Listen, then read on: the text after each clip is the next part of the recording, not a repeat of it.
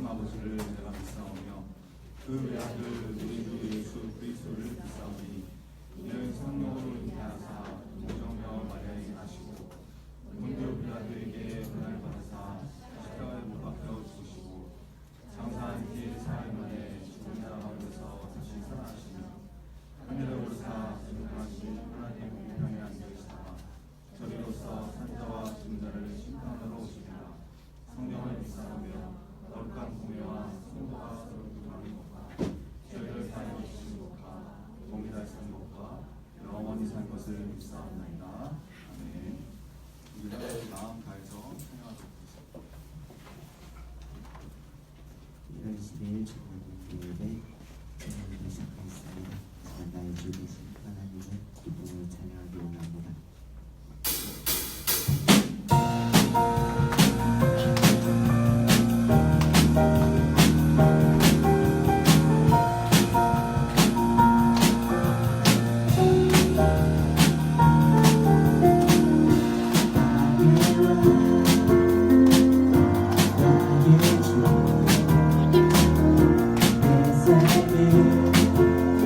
주 안에 있네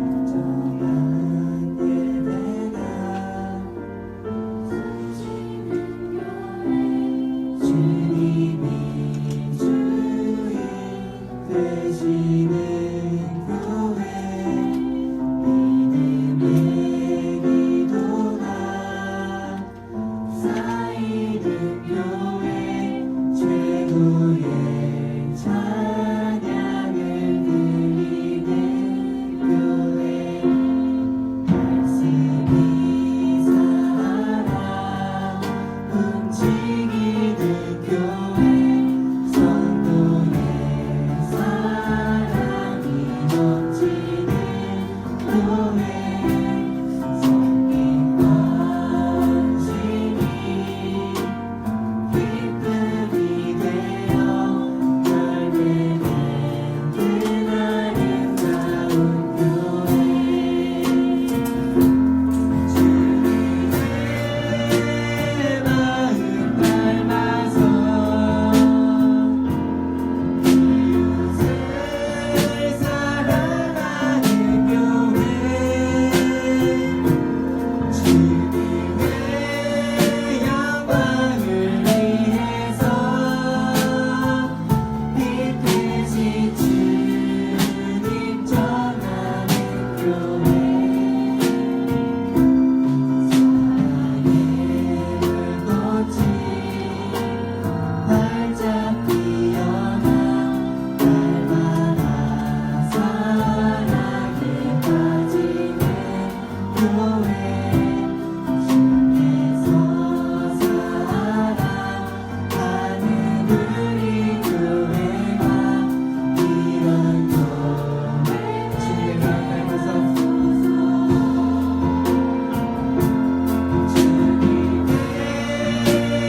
마음 닮아서 주님의 마음 닮아서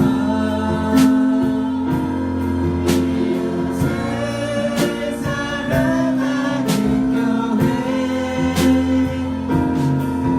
주님의 영광을 위해서 빛 대신 주님 전하는 교회 사랑의 물꽃이 활짝 피어나 날마다 사랑에 빠지는 교회 주께서 사랑하는 우리 교회가 이런 교회 되게 하소서.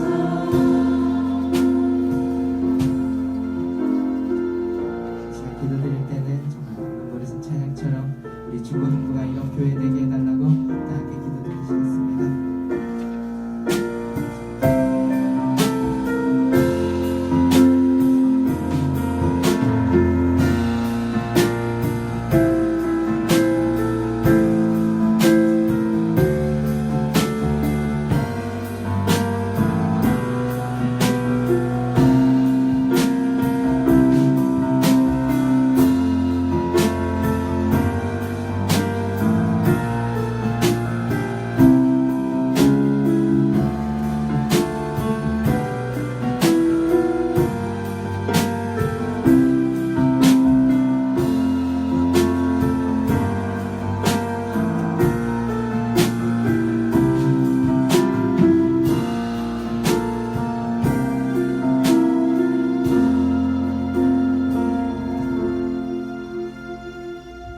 기도드리시겠습니다. 하나님 아버지 오늘도 이렇게 좋은 날 주셔서 예배 자리에 나와 이렇게 예배드리게 하신 감사드립니다. 이 시간 예배드릴 때 기쁨으로 드리게 해주세요. 수련회가 이제 한 달 앞으로 다가왔습니다. 기대하는 마음으로 준비할 수 있게 하여 주시고 은혜 받는 수련회 되게 해주세요. 이제 전도사님 말씀 전하여 주실 때 집중하여 듣게 해주시고 전도사님에게 지혜 더하여 주세요. 이 모든 말씀 예수님의 이름으로 기도드립니다.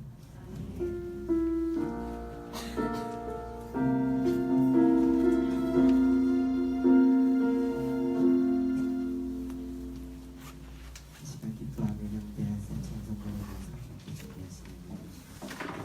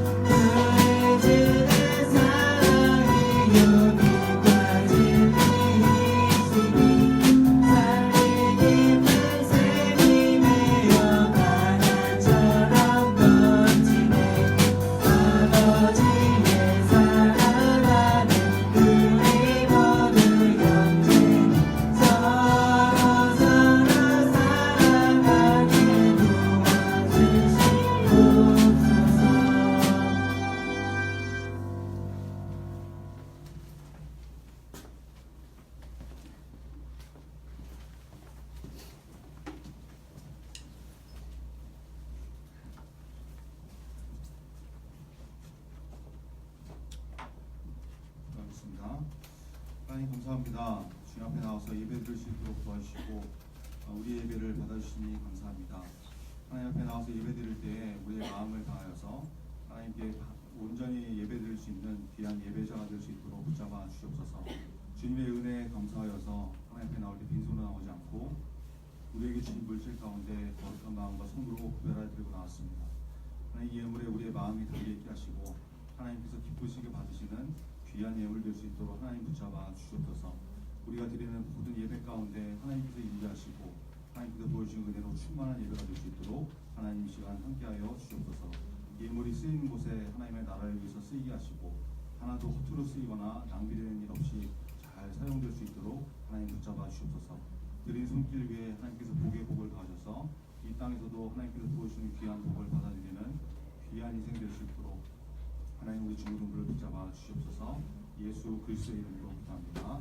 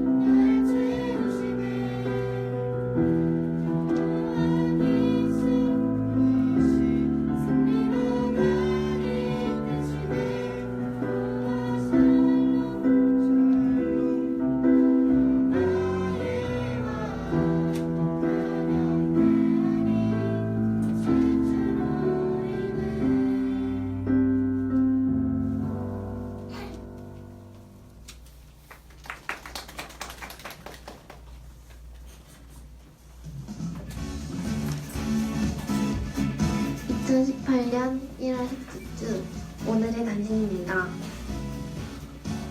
지난주까지 중고등부 OT를 진행하였습니다. 우리 중고등부가 어떤 곳인지, 올 한해 어떤 일들을 해나갈지 소개를 해드렸죠. 오늘부터는 예배 후에 담임선생님과 함께하는 반별 모임을 시작합니다. 공학 공부와 친구를 나누며 영적으로 쑥쑥 성장하는 모임이 되도록 선생님을 중심으로 모이기에 힘쓰는 중고등부 되어주시기 바랍니다. 중고등부 학생들과 중1 신입생들이 함께 친교를 나눌 수 있도록 신교 시간을 진행하고 있는데요. 지난주에는 빙고 게임을 했었죠. 점점 화기애애해지는 친교 시간, 함께하는 즐거움을 경험하도록 많이 참여해주시기 바랍니다. 10시 30분부터 중고등부실에서 진행될 예정이니 반 모임 후에 모여주세요. 중고등부 소식을 볼 수 있는 페이스북 페이지와 설교 팟캐스트를 청취할 수 있는 팟빵 많이 가입하셨나요? 오늘 예배 후에는 가장 많이 가입하고 참여한 반을 선정해 시상을 할 예정입니다. 중고등부 소식에 관심을 기울여주시고 함께하는 일들에 적극적으로 참여할 줄 아는 공동체 되어주시기 바랍니다. 2018년 동계수련회가 한 달여 앞으로 다가왔습니다. 기도로 준비하면서 은혜 받기를 사모하는 중고등부 되어주세요. 수련회 기간은 2월 20일 목요일부터 2월 24일 토요일까지 충북 청원에 있는 성상금식기도원에서 2박 3일간 진행됩니다. 스케줄 미리 확인하시고 꼭 참석할 수 있도록 해주세요. 기대하는 만큼 은혜가 있는 시간이 될 것입니다. 겨울방학 기간 함께 신앙생활에 힘쓰는 중고동부 됩시다. SGY 뉴스 이다영입니다.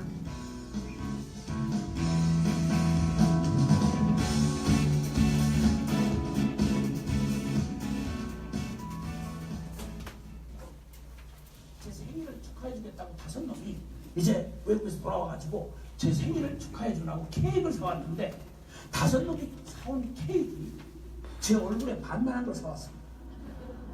난 케이크를 그렇게 작은 걸 케이크라고 하는 걸 처음 알았고 그 다음에 자식 5도 봐야 현찰로 아무 도움이 안 된다는 걸 그때 박사님 깨달았어요. 그래가지고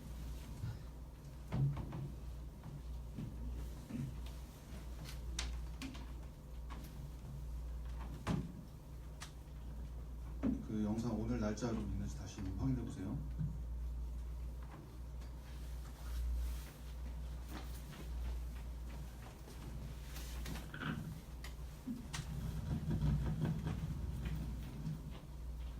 우리 같이 먼저 좀 기도하겠습니다. 우리 예배를 위해서 좀 같이 기도하시죠.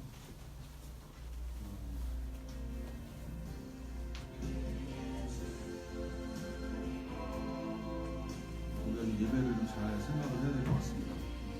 전사부터 시작해서 예배를 준비하는 모든 사람들이 좀 예배를 좀 잘 준비해야 되겠다라는 생각이 듭니다. 분주한 마음을 좀 잘 차분하게 좀 정리하고 이렇게 예배드리기에 합당한 그런 모습이 되더라도 예배를 위해서 우리 좀 같이 기도하겠습니다.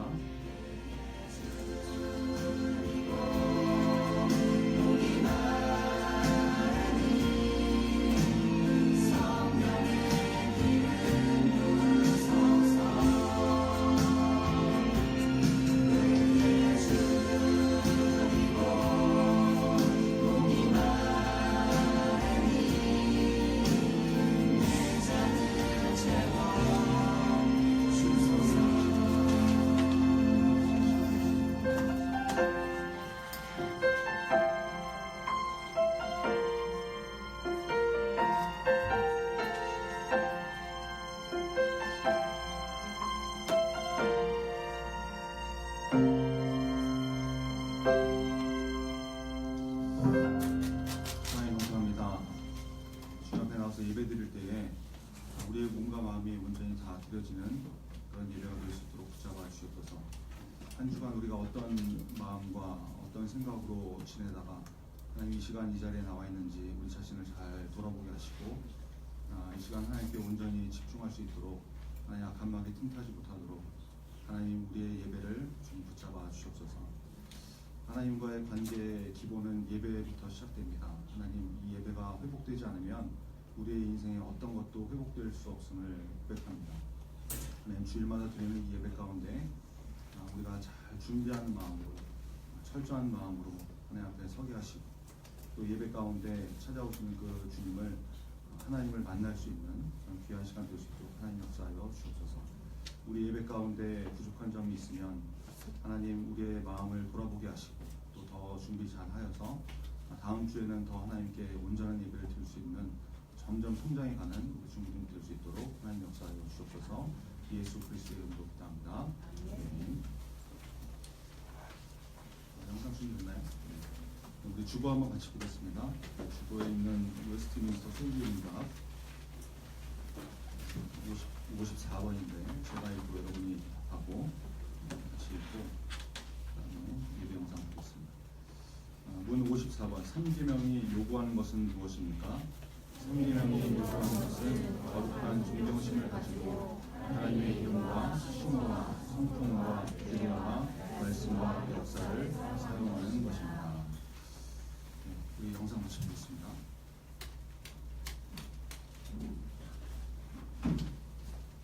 분명한 질문 앞에 서셔야 합니다. 그 주님이 언제 진짜 주님이 되신 적이 있으십니까? 지금은 주님이 정말 여러분 실세 주인이십니까? 주인과 종의 관계는요, 종은 절대 자기 스케줄이 없어요. 오늘 주인님 저 뭐하죠? 하고 물어야 스케줄을 정해줘야 되는데 종은 얼마나 똑똑하고 바쁜지 주인님 저 혹시 저 찾더라도 오늘 기대하지 마십시오. 제가 굉장히 계획이 많고 바쁩니다. 아니 교체는 제가 할 겁니다. 그러니까 걱정하지 마시고요. 그러니까 저를 찾지 마세요. 제가 오늘 계획이 이렇다는 것만 알려드립니다.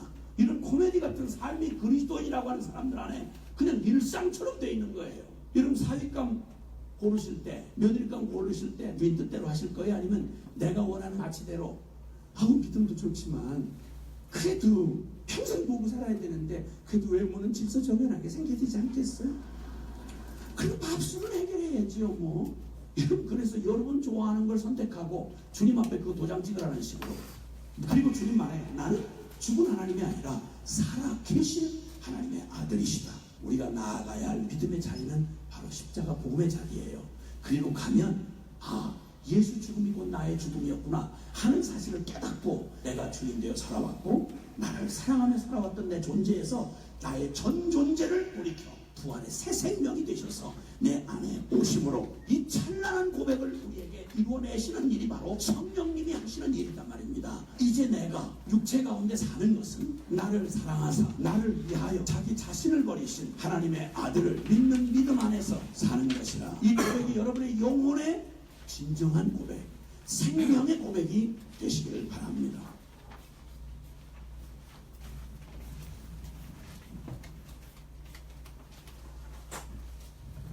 오늘 말씀 같이 보겠습니다. 우리 구약 성경에 있는 출애굽기 2장 11절부터 25절인데요.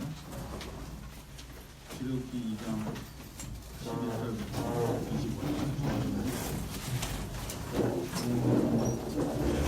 출애굽기 2장 11절부터 25절. 읽겠습니다. 모세가 장성한 후에 한 번은 자기 형제들에게 나가서 그들이 고되게 노동하는 것을 보다니 어떤 애국 사람이 한 히브리 사람 곧 자기 형제를 치는 것을 본지라.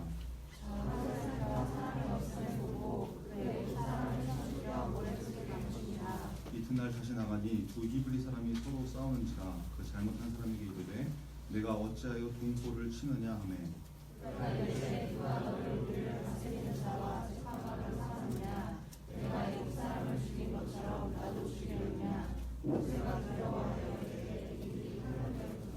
바로가 이 일을 듣고 모세를 죽이고자 하여 찾는데 모세가 바로의 낯을 피하여 미디안 땅에 머물며 하루는 우물 곁에 앉았더라.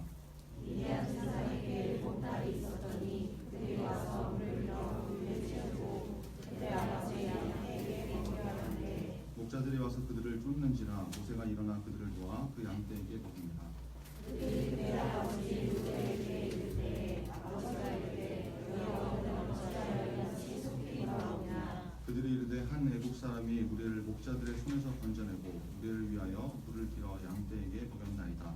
아버지가 나에게 이르되 그 사람이 어디에 있느냐. 너희가 어찌하여 그 사람을 버리고 왔느냐. 그를 청하여 음식을 줬다 하였다. 모세가 그와 동거하기를 기뻐하며 그가 그의 딸 시보라를 모세에게 주었더니 그가 일어나매 모세가 그에게 이르되 여러 해 후에 애굽 왕은 죽었고 이스라엘 자손은 고된 노동으로 말미암아 탄식하며 부르짖으니 그 고된 노동으로 말미암아 부르짖는 소리가 하나님께 상달된지라. 하나님이 그들의 고통소리를 들으시고 하나님이 아브라함과 이삭과 야곱에게 그들의 언약을 기억하사 읽겠습니다. 하나님이 이스라엘 자손을 돌보셨고 하나님이 그들을 기억하셨더라.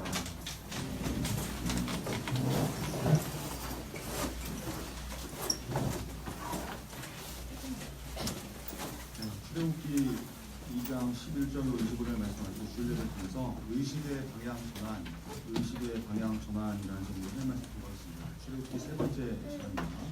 오늘 본문은 이집트 왕궁에서 공주의 아들로 자란 모세가 40년 동안의 왕궁 생활을 마치고 미디안 광야로 내몰리게 된 그런 장면이죠. 오늘 이 말씀을 통해서 우리에게 주시는 메시지가 무엇인지 잘 깨닫는 저와 여러분 되기를 바랍니다. 모세가 애굽의 왕궁에서 40년 동안을 생활을 하게 됩니다. 그러면서 이제 그 시간 동안 놀고 먹고 그냥 지낸 것이 아니라 애굽의 모든 지혜를 배워서 말을 하는 것과 또 행동하는 것, 일하는 것 이런 거에 능한 사람으로 성장을 하게 되죠. 그리고 이 기간 중에는 또 어떤 것이 있었냐면 여러분 친어머니 요게벳으로부터 자기가 애굽 사람이 아니라는 것을 이제 가르침을 받은 거죠. 자기가 애국 사람이 아니고 하나님의 선택된 백성이다, 선민이다, 이스라엘 백성이라는 것을 이 모세가 인지하고 있었다는 그 교육을 받아서 알게 됐던 거죠. 그 과정도 있었다는 것입니다. 어떻게 알 수 있냐? 11절에 나와 있는데 11절 한번 같이 보겠습니다. 11절 시작. 모세가 장성한 후에 한 번은 자기 형제들에게 나가서 그들이 고되게 노동하는 것을 보더니 어떤 애국 사람이 한 히브리 사람 곧 자기 형제를 치는 것을 보았습니다. 여러분 모세가 자기 형제들에게 나가서 이렇게 표현이 되어 있죠. 자기 형제들에게 나가서 모세가 이스라엘 사람들이 그 노예가 자기 형제들 동족이었다는 것을 모세가 알고 있었다라는 거죠. 모세가 이것을 어떻게 알았겠어요? 다른 방법이 없죠. 어머니 요게벳을 통해서 젖먹이 시절부터 교육을 받았을 것이고 그 지난 시간에 뭐라고 했습니까? 그 당시 유모 개념은 그냥 단순히 젖만 먹이고 끝나는 것이 아니라고 했잖아요. 전반적인 교육, 이 아이가 어느 정도 성장하는 동안 이제 교육하고 돌보는 역할을 했던 것이 유모였기 때문에 하나님의 계획 가운데 요게벳을 통해서 모세가 어려서부터 교육을 받은 것이죠. 아, 내가 이스라엘 사람이구나. 내가 이스라엘 백성이구나. 그러니까 모세가 자기는 이제 비록 애국 왕궁에서 생활을 하지만 살고 있지만 바로의 딸 이 하세스푸트 공주의 양자가 돼서 그 왕궁에서 살고 있지만 자기가 이스라엘 백성이라는 것을 자각하고 알고 있는 그런 것이 있었다는 거예요. 그러니까 애국 사람이 이스라엘 백성들을 학대하고 고되게 노동시키고 이런 것에 대해서 어떤 마음이 있었겠습니까? 마음이 편할 수는 없었겠죠. 어쩌면 분노가 있었겠죠. 피는 이스라엘 사람이니까 이스라엘 사람의 피가 흐르니까 피는 물보다 진하지 않습니까? 그래서 그런 자각이 있고 애국 사람이 이스라엘 백성을 정말 이렇게 괴롭게 하는 것을 보고서 너무 마음이 힘들었는데 그러던 어느 날 노동 현장에 이제 나가본 거죠. 근데 애국 사람이 이스라엘 백성을 막 주워 패고 있는 거예요. 그러니까 이제 피가 뽀뽀 솟는 거죠. 뚜껑이었는데.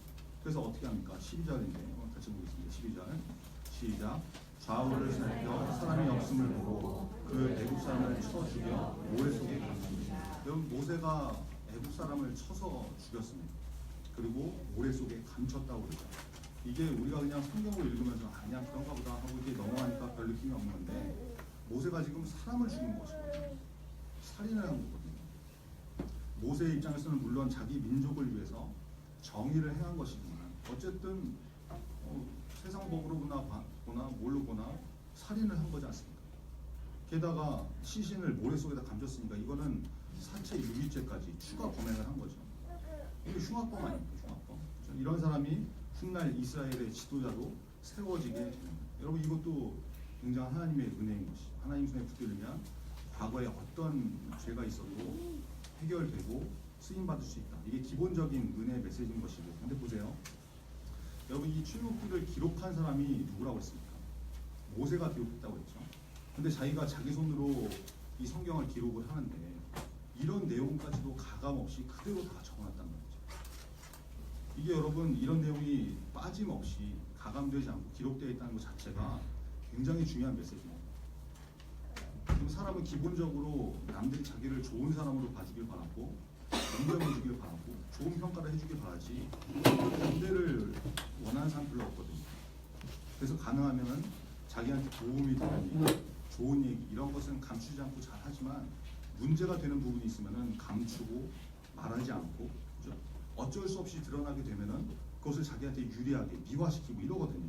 그게 사람의 기본적인 성향인데 모세가 성경 5권을 기록하죠. 창출, 레위, 신명, 모세오경, 창세기, 출애굽기, 레위기, 민수기, 신명기 이게 다 이스라엘 백성들이 외우다시피 하면서 읽는 성경 말씀인데 만약에 모세가 이 성경을 자기 의지로 지어내고 꾸며내고 그랬다 그러면 마치 작가가 뭐 이 이야기를 꾸며서 쓰듯이 했다 그러면 여러분 이 얘기를 굳이 넣었겠습니까?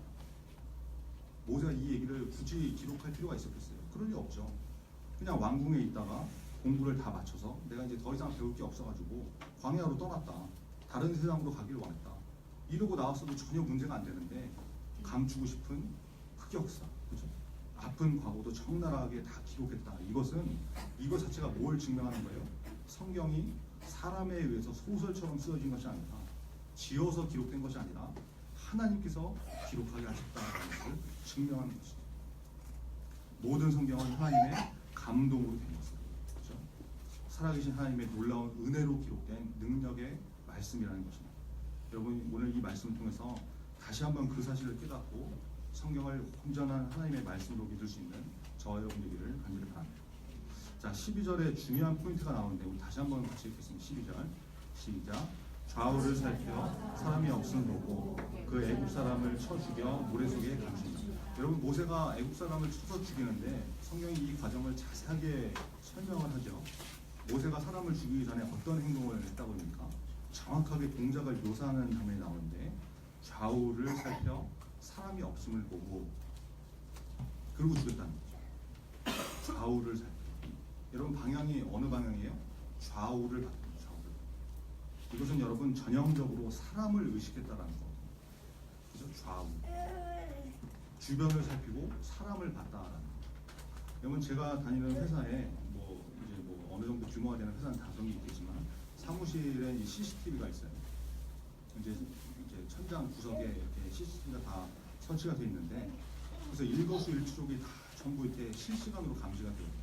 심지어 녹화까지 되죠. 그래서 한 3달 정도 다 확인이 되고 검색하면 다 볼 수 있게 저장까지 다 됩니다. 근데 사무실에서 일할 때 CCTV를 의식하고 일하는 사람은 그렇게 많지 않은 거예요. 최근에 이제 새로 들어온 직원들은 거기 있는 CCTV가 있는지도 모를 거예요. 관찰력이 별로 좋지 않으면 잘 모를 수도 있습니다.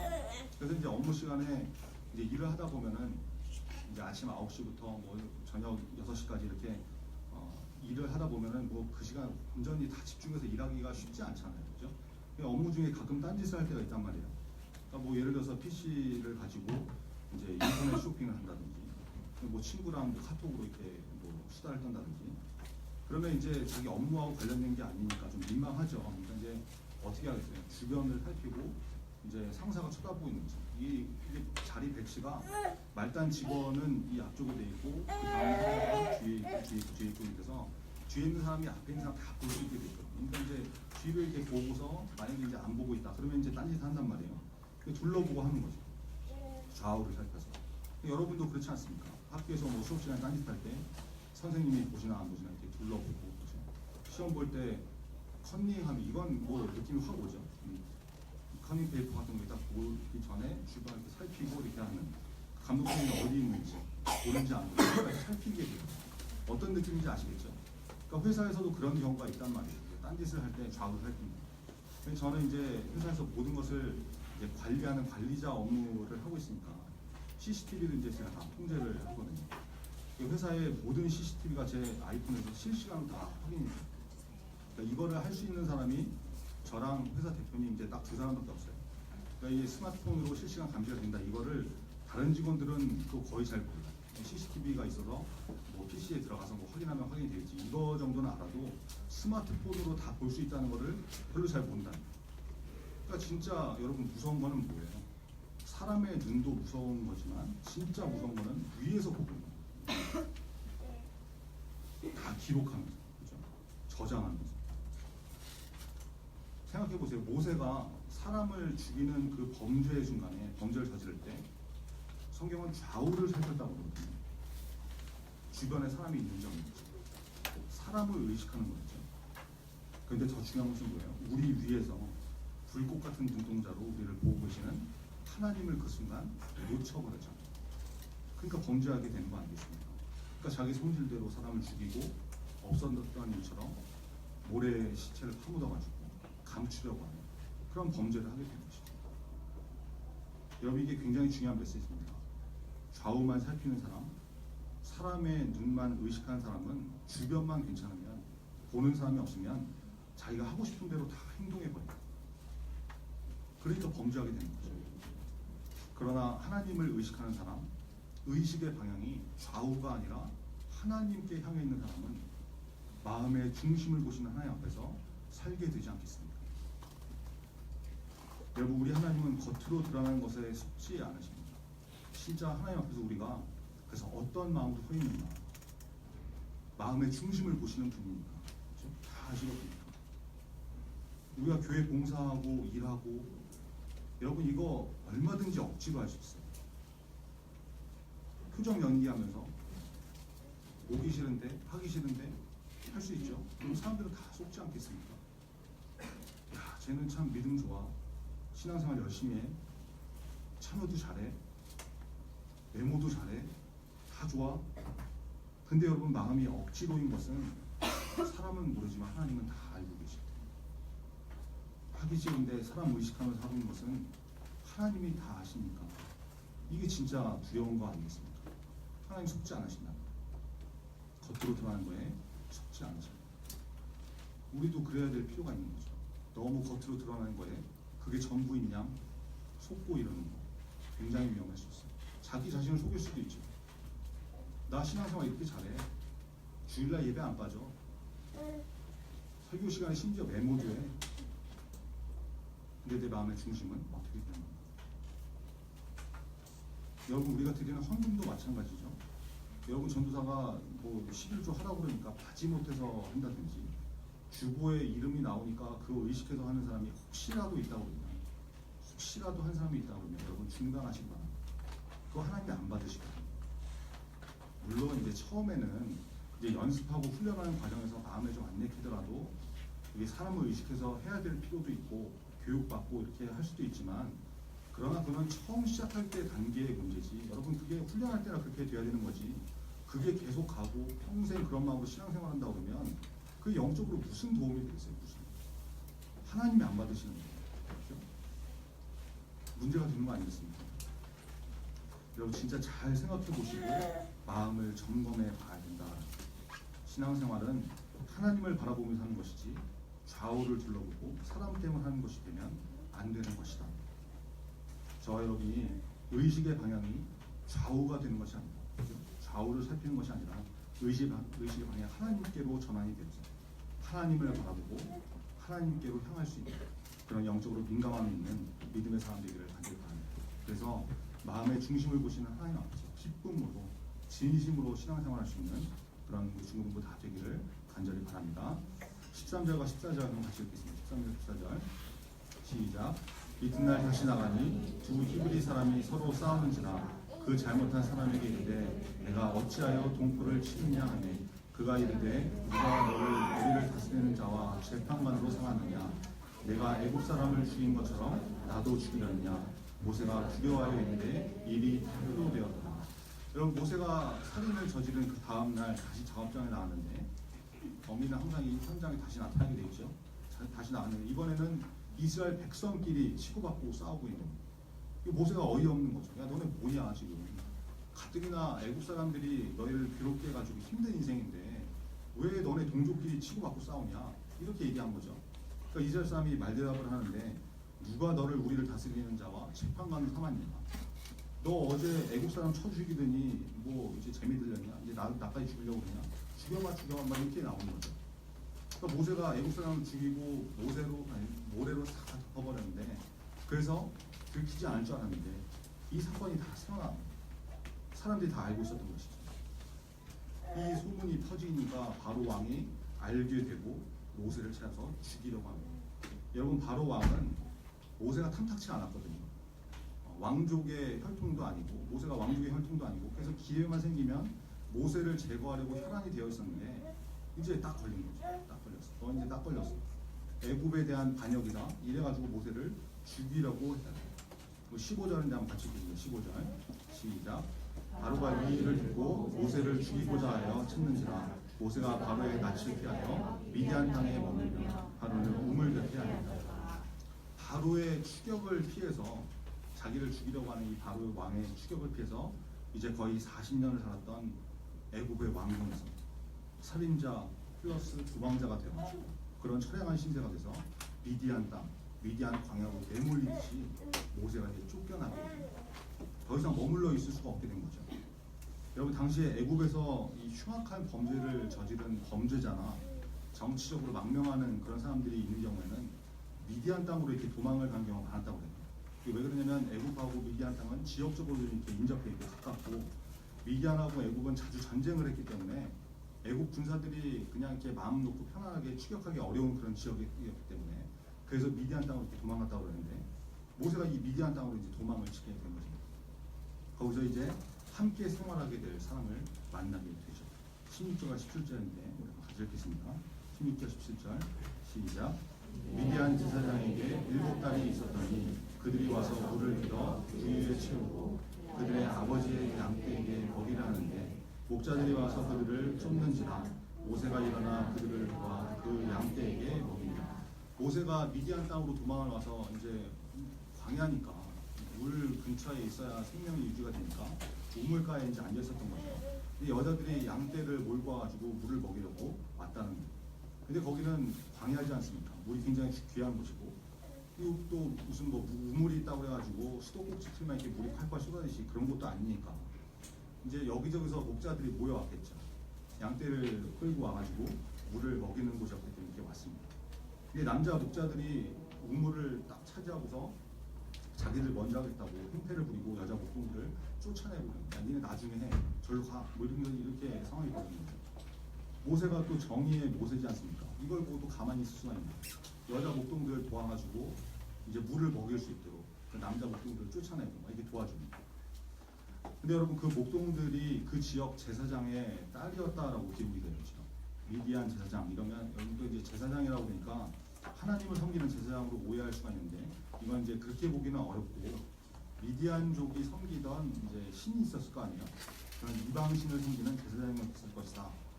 제 해석이 아니고 다른 성경학자들이 이렇게 얘기를 하는데 하여튼 뭐 그랬을 것이다라고 참고하시면 돼요.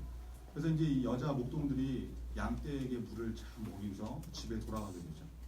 아버지가 물어보는 거예요. 18절에 보니까 이 아버지 이름이 나오는데 르우엘 이렇게 나왔죠. 르우엘. 이 뒤에 보면은 또 이제 이드로라고 표현이 되어 있는데 르우엘과 이드로는 이제 같은 사람이다 이렇게 보시면 돼요. 이 아버지가 이제 물어보는 거예요. 아니 너네 어떻게 이렇게 빨리 왔냐? 우물 안 밀렸냐? 니네 맨날 늦게 오더니 어떻게 빨리 왔어? 이렇게 물어보니까 딸들이 얘기를 하는 거죠. 어떤 애국 사람이 도와줘가지고 우리를 괴롭히던 목자들을 쫓아주고 양떼에게 물 먹인 걸 좀 도와줘서 빨리 오겠다. 그러니까 이 르우엘이 뭐라고 그랬냐? 그 사람 어딨냐? 왜 그 사람 그냥 놔두고 왔냐? 은혜 갚아야지. 그냥 두고 오면 되냐? 빨리 데리고 와서 대접해라. 이런 거죠. 여러분 이것도 가만히 보면 하나님께서 모세를 보호하시는 손길이 있었던 거죠. 광야에서 그냥 여기저기 막 떠돌아 다니면 어떻게 될지 모르는 거죠. 굉장히 척박한 곳이기 때문에. 그리고 또 뭐라고 했어요? 미디안은 이 지역 자체가 애굽하고 자주 전쟁이 벌어졌던 곳이라고 했죠. 그래서 분명히 제사장의 딸들이 아버지한테 얘기할 때 애굽 사람이 도와줬다 이렇게 얘기를 하는데 그러면 무턱대고 은혜를 갚을 만한 대상이 아니고 자기 민족하고 자주 싸움을 벌이는 전쟁하는 지역이었으니까. 근데 그것을 경계하고 거리를 두고 이루지 않고 미디안과 애굽이 그런 관계임에도 불구하고 이 제사장 르우엘의 마음을 하나님께서 움직여 주신 거죠. 하나님께서 열어주셔서 모세를 맞이하게 하시고 대접하게 하시고 은혜를 갚게 해주셨다라는 거죠. 하나님께서 필요한 은혜를 또 모세에게 허락하시는 그런 장면을 볼 수 있는 거죠. 그래서 모세는 이제 당장 갈 곳도 없는 떠돌이인데 너무 잘된 거 아니겠습니까? 그래서 거기서 같이 머무르고 살게 되면서 그 제사장의 딸 시보라와 결혼을 하게 됩니다. 여러분 이 모세의 인생을 쭉 돌아보면 하나님의 은혜가 절절하게 느껴지지 않습니까?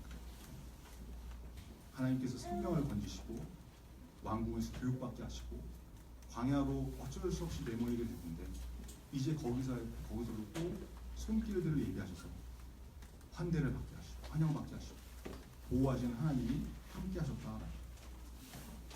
이게 하나님의 은혜인 것이죠.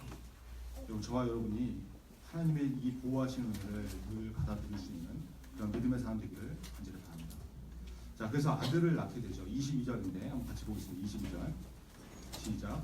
그가 아들을 낳으매 모세가 그의 이름을 게르솜이라 하여 이르되 내가 타국에서 나그네가 되었습니다. 아들 이름이 게르솜 이게 무슨 뜻이라고 그래요? 내가 타국에서 나그네가 되었다.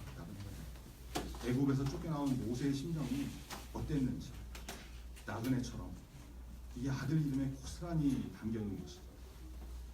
여러분 이제 모세가 미디안 땅에서 40년을 또 지내면서 그동안 왕궁에서 있었던 40년을 뒤로하고 이제 40세부터 80세까지 40년 동안 광야에서 생활하는 법을 배우게 됩니다. 양떼를 돌보는 목자로서 훈련이 되고 광야에서 어떻게 해야 살아나갈 수 있는지 광야의 전문가가 되어가는 과정이죠. 훈련의 시간을 갖게 됩니다. 그동안 내가 내 혈기로 살아왔던 내가 내 힘으로 살아왔던 애국 왕자의 모습을 이제는 다 내려놓을 수밖에 없는 상황이 되어서 이제 40년 동안 광야에서 훈련받게 되는 시간을 보내게 되는 거죠. 여러분, 여기서 우리는 하나님의 스케일을 발견할 수 있는 거죠. 모세 한 사람을 지도자로 세우시기까지 40년을 애국 왕가에서 교육받게 하시고, 이제 또 40년을 미디안 광야에서 광야 전문으로 양떼를 돌보는 목자로 훈련시키는 하나님의 이 스케일, 하나님이 일하시는 방법, 서두르지 않으시고 천천히 준비될 때까지 기다리시고, 하나님이 일하시는 방법과 하나님의 스케일이 어떤지 우리가 알 수 있는 장면이죠. 여러분, 우리도 마찬가지입니다. 당장 하루 이틀에 뭐가 뒤집어지고 변화되고 이런 것도 좋지만 우리는 늘 그런 걸 기대하죠. 내가 좀 뭔가 확 뒤바뀌었으면 좋겠다. 확 변해버렸으면 좋겠다. 중고등부 예배도 좀 확 바뀌었으면 좋겠다. 맨날 이게 뭐냐 도대체. 이런 마음이 들지만 꾸준히 성장하게 됩니다. 꾸준히. 그렇게 자라게 되는 겁니다. 지금 당장은 뭐가 안 바뀌는 것 같아도 하나님께서 우리를 이끌어 가시면 분명히 영적으로 잘 성장하게 될 것을 믿으시기 바랍니다. 그것을 붙들고 좀 이렇게 여유를 갖고 하나님의 인내하심을 달면서 우리가 꾸준히 신앙생활을 할 수 있는 그런 믿음의 사람 되기를 간절히 바랍니다. 오늘 기도하겠습니다. 오늘 말씀을 통해서 애국 왕자로 자랐던, 이집트의 왕자로 자랐던 이 모세가 어쩔 수 없는 상황 때문에 내몰리듯이 미디안 광야로 또 나가게 되는 그런 장면을 바라봅니다. 우리가 이 말씀을 통해서 하나님께서 모세를 어떻게 인도하시는지 그것을 좀 잘 바라봤으면 좋겠습니다. 그리고 모세가 사람을 죽이는 범죄를 했을 때 성경에서 중요한 표현을 했던 거, 좌우를 살피다. 사람이 있는지 없는지. 더 중요한 것은 하나님이시고 하나님이 우리를 지켜보신다는 것을 늘 인식하는 인생이 되지 않으면 우리도 똑같은 인생이 될 수밖에 없는 것이죠. 좌우를 살펴서 사람이 보는 눈이 없으면 얼마든지 범죄할 수 있는 그런 인생. 우리가 그렇게 되면 안 되지 않겠습니까? 그래서 우리가 이 말씀을 붙들고 하나님 앞에 좌우를 살펴서 사람의 눈치를 못 사는 인생이 되는 것이 아니라 하나님을 바라고 하나님을 의식하고 살 수 있는 그런 의식의 방향이 전환되는 그런 믿음의 사람이 되게 달라고 여러분 기도했으면 좋겠습니다. 그리고 모세가 미디안 광야에 가서도 그냥 내버려지지 않고 하나님께서 정말 때를 따라 도우시는 그 은혜를, 보호하시는 은혜를 체험했던 것을 바라보죠. 우리 인생도 마찬가지입니다. 우리가 어떤 어려운 가운데 있더라도 하나님께서 지키시고 하나님께서 보호하시면 우리 인생은 다 풀리게 되어 있습니다. 그 하나님을 의지하고 붙들고 나가는 그런 인생이 되게 달라고 우리 말씀을 붙들고 같이 기도하겠습니다. 하나님 감사합니다.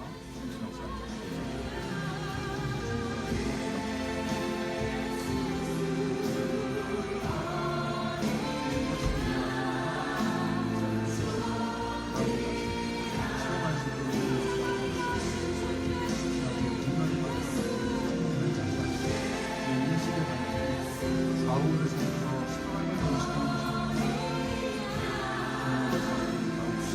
마음을 주시는 곳이고 우리 하나님께서 생각할 수 있는 하나님 감사합니다.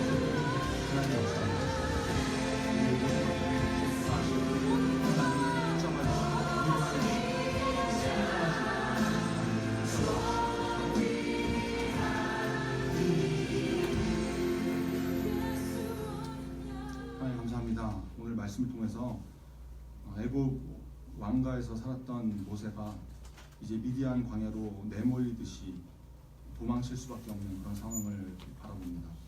하나님, 이 가운데도 하나님께서 개입하시고 역사하시고 인도하시는 것이 있다는 것을 우리가 깨닫게 됩니다. 이 말씀을 붙들고 우리 하나님이 어떤 분이신지 하나님을 잘 이해하게 하시고 또 날마다 때마다 우리를 지키시고 보호하시는 그 하나님의 은혜를 늘 경험하는 주문은 다 될 수 있도록 붙잡아 주시옵소서. 모세가 애국 사람을 쳐 죽일 때 성경은 그 장면을 분명하게 묘사하고 있습니다. 좌우를 살펴 사람이 있는지 없는지 보고 범죄를 했더라. 하나님, 우리가 인생을 살면서 좌우를 살펴보면서 사람의 눈치를 보고 사는 인생이 되는 것이 아니라 하늘에 계시는 하나님, 우리의 마음의 중심을 보고 계시는 그 하나님 앞에 하나님을 바라보고 살 수 있는 믿음의 사람 다 될 수 있도록 붙잡아 주시옵소서. 우리의 인식의 방향이 좌우를 살피는 것에서 하나님을 바라보는 방향으로 전환되는 그런 중고등부 될 수 있도록 붙잡아 주시옵소서. 하나님께서 보호하시는 은혜를 늘 체험하게 하시고 하나님께서 우리를 어떻게 성장하시고 어떻게 이끌어 가시는지 우리 인생 가운데서 잘 깨달을 수 있는 우리 중고등부 다 될 수 있도록 하나님 역사하여 주시옵소서. 예수 그리스도의 이름으로 기도합니다. 아멘.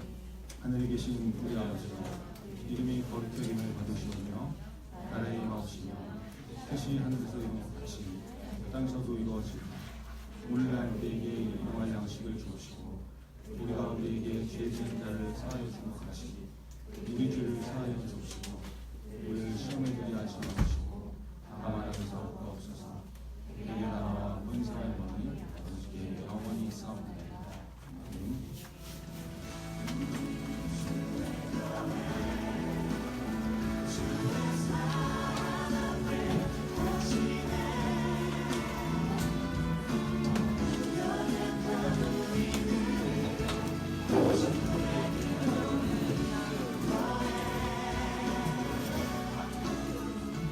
너무 수고 많으셨고요.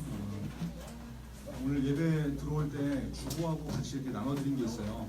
중고등부 동기 수련회를 위해서 기도하는 기도문을 여러분 나눠드렸는데 여기 기도를 전체를 다 써놨거든요. 그러니까 그대로 읽으면 기도가 됩니다.